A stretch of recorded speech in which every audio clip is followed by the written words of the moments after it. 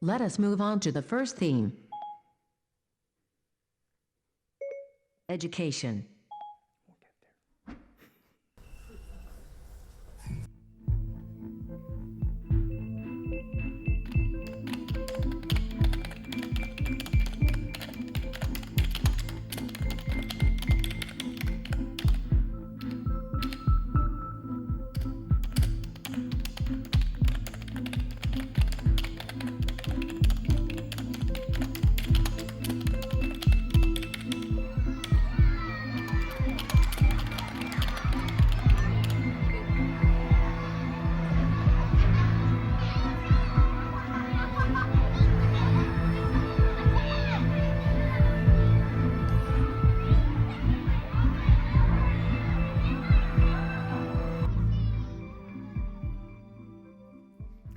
Our first speaker is professor at Maastricht University and director of the Research Center for Education and the Labor Market. He is an internationally renowned expert in the area of education and skills development, an advisor to several national and international authorities on preparing education for the needs of the 21st century. Ladies and gentlemen, Rolf van der Velden.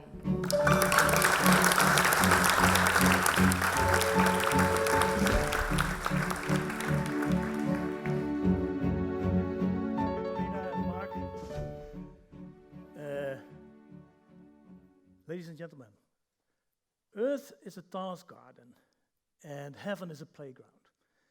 And what this quote represents to me is that if you do something with passion, it's not a task anymore.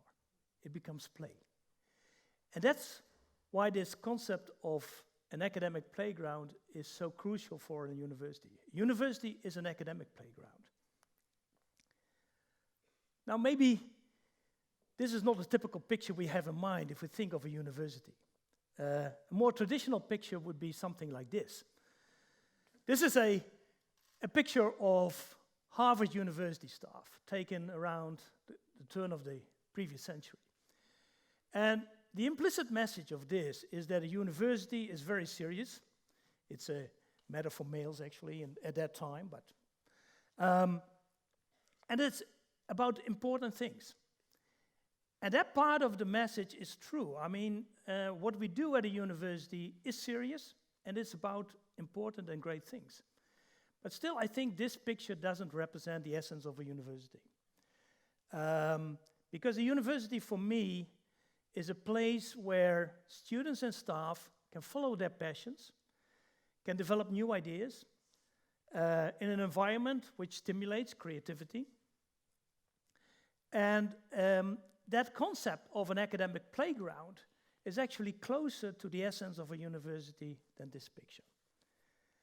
And that's why we think that an academic playground should be a part of our education philosophy in the coming years.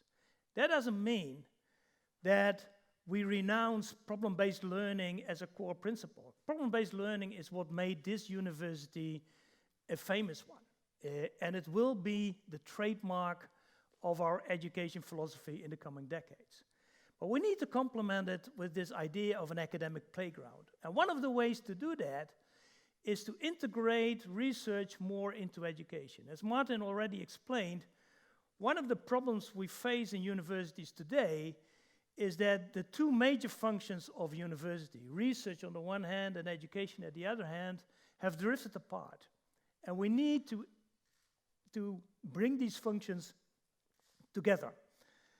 And that's why in the core principle, these letters RE stand for research education as one word, not as two separate components.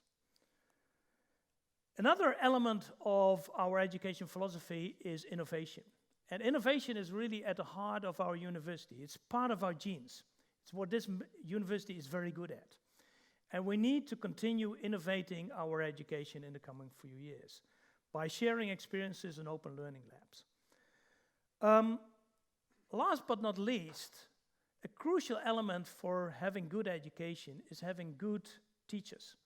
It's the passion of teachers which inspires students and which improves learning outcomes. And we need to create the conditions that help improve those professional skills. Now, what do we need to do to achieve all this? One element is, as I said, we need to integrate research again in education, not just in the final year of a study program, but from day one onwards. It's really important that students are able to work in research projects where they are able to apply the skills and the knowledge that they have acquired previously, where they are able to work on themes that are relevant for themselves, but also relevant for society, which enable them to work with students from other faculties so that they can develop their interdisciplinary skills. And this is something which we should develop. Another issue that we need to develop more is a simulation of creative problem solving. Now, this is something where education in general, universities, are not very good at. We are very good in developing analytical skills. This is our core business. But many of the problems we're facing today require innovative solutions. They require creative problem-solving skills. And this is not something magical. I mean, some people think that creative problem-solving skills is something you're born with. That's not true. Just like analytical skills, you can systematically develop them. And this should not be done in a, say, standalone workshop, but should be systematically integrated into the curriculum. A third element that we need to develop is to make better use of learning analytics. Learning analytics is about using information about how students learn and how they access and process information. And at this moment and in the coming decade, there will be a plethora of ICT tools available to use that information to improve learning outcomes, by giving, for example, personalized feedback to students about what they already master and what they don't. So that will be a major development area. There are a couple of conditions that need to be fulfilled. One condition is that we need to create open learning labs where staff of the university and students can exchange ideas about education and innovation. And the establishment of EdLab is actually a very good example of how we can do that. Innovation of education is like all innovation, it's a core activity. It requires collaboration, it requires an open attitude, and it requires the integration of research and education. And that's being done in EdLab. Second condition is the professionalization of teaching.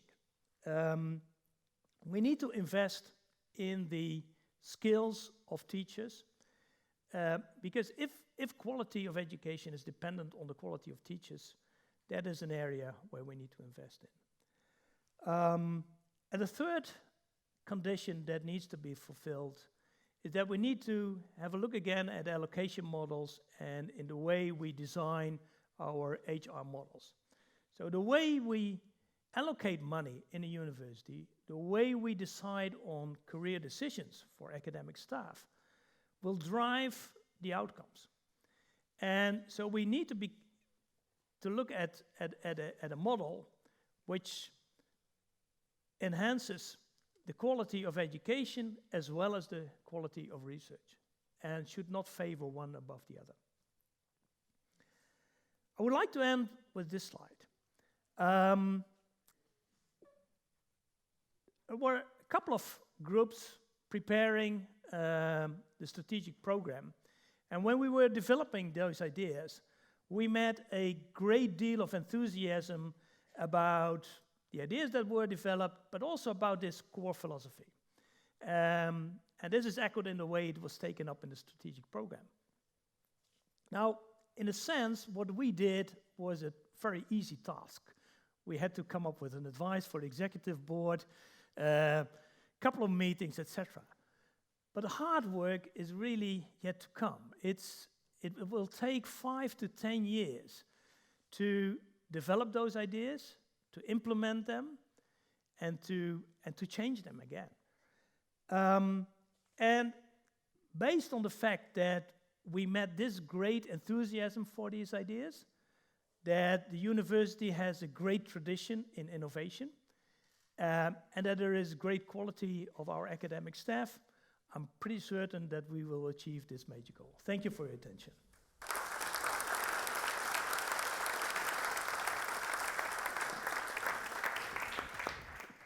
Thank you, Rolf. You know, the conceptualization of our university as an academic playground, you know, where people from different backgrounds and ideas can come together, challenge, and collaborate with one another while we stimulate our collective creativity. Now that is a really aspirational goal.